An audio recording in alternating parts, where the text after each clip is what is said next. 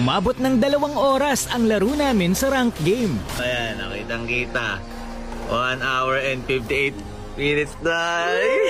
At nagulat kami na may drop pala sa ML.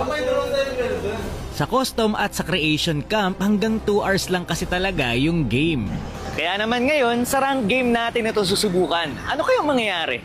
So eto na nga, gumamit na nga ako ng Smurf account para masubukan ito, para madali lang mag-def. Bale, ang ginamit namin dyan ng mga hero ay yung mga malalakas mag-def, at 5 man kami dito. Nung nagsimula ang game, tinanong na ng mga kalaban kung legit daw ba, at syempre nag-hi ako sa kanila. Kaya lang hindi sila naniniwala at baduy daw ako. Dito sinabihan ko yung mga kalaban na kung gusto nila ng skin, may pa-challenge ako sa kanila. Kaya lang hindi sila naniniwala masyado kasi nga walang skin yung gamit ko na account. Sabi nila bata daw ako. Ayun, sabi wala naman skin. Tapos sabi ko kapag umabot ng 2 hours ang game, bibigyan ko sila ng skin na gusto nila. At magsusurrender din kami para sila yung panalo. Sabi namin sa kalaban, kanila na yung Lord. At ide-def na lang namin. Talagang kinukumbinsi namin sila na paabutin ng 2 hours yung game.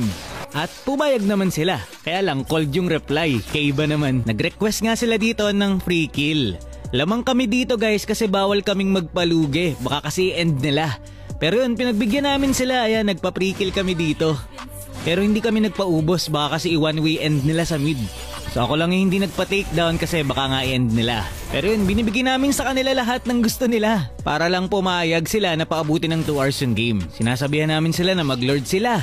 Para hindi ma-push yung mga lanes nila. Nililish pa nga namin sila tinutulungan namin sila. Tapos binibigay lang namin sa kanila yung lord. Sabi nila dito, wag namin kunin yung Lord, pero tinutulungan lang naman namin sila na makuha yung Lord. Kasi hindi sila magaling mag-def. Tignan nyo, hindi kami nagpupush, pero nauubos yung tore nila. So yan, umabot ata ng 4 na Lord dyan. Ewan ko na, di ko na mabilang. Basta napakadayang best namin silang binigyan ng Lord. At ang isang challenging pa dito, bawal namin silang maubos. Sila gusto na nilang manalo dito Ayaw na nilang paabutin ng 2 hours yung game. Pinapasurrender na nga nila kami. Pero ayaw namin matapos kasi nga kailangan naming malaman kung ano mangyayari sa rank game. Kung mag-e-extend ba yung 2 hours or hanggang 2 hours lang talaga yung game kahit rank game pa. 46 minutes ng laban at sugod na lang ng sugod yung kalaban. Parang tamad na silang maglaro kasi ang tagal na rin Hindi na nga nila nadedep yung mid lane nila Sumusugod na lang yung kalaban. Kaya naman yung minions na yung nakatapos ng game, grabe hindi namin nagawa ng unang try namin. Kaya sinubukan namin bumuo ng 2 team. At pagsasabay namin sa queue. Mortal yung rank namin dito para mas malaki yung chance na magkasabay. Nakailang subok din kami guys at naubos na nga yung credit score namin sa kasusubok nito. Pero matapos ang 2 oras na pag-aantay na magkasabay sa rank game, eto na, nagkasabay na yung 2 team. So ayan, kita nyo naman, walang gantong logo kapag custom lang. Sa rank game lang yan meron. So dito, magkakasama kami at kami lang din yung magkalaban kaya mapapaabot na namin ng 2 oras. Puro pang def na hero pa rin ang gamit namin. At ayun na nga, sinimulan na namin ang nakaka-boring na pagde-def. So nag-cut lang kami sa mga lane at nag-def dito para hindi ma-push yung mga tore. Bawal namin i-take down ng isa't isa kasi baka ma-push yung tore. Kaya ingat lang talaga kami. Pero yun nga, i-pass forward na natin para malaman nyo na kung anong nangyari sa dulo. So yun nga, dito 1 oras na ang nakalipas at kung makikita nyo, sobrang laki na ng gold sa mga minions. Habang tumatagal kasi, mas sumasakit ang damage ng mga minions at mas bumibilis din silang lumakad. Ayun, tingnan nyo, naabutan na ako ng mga minions, mas mabilis na nga sa akin Grabe. At ang kukunat na rin nila. Kahit isang minion hindi pwedeng makalagpas kasi kahit isang minion lang kayang tapusin yung game dito kapag ganito nakatagal. Kaya dapat talaga magaling ka mag-def. Nalaman ko rin na hanggang 90 seconds talaga ang limit ng respawn time sa Mobile Legends.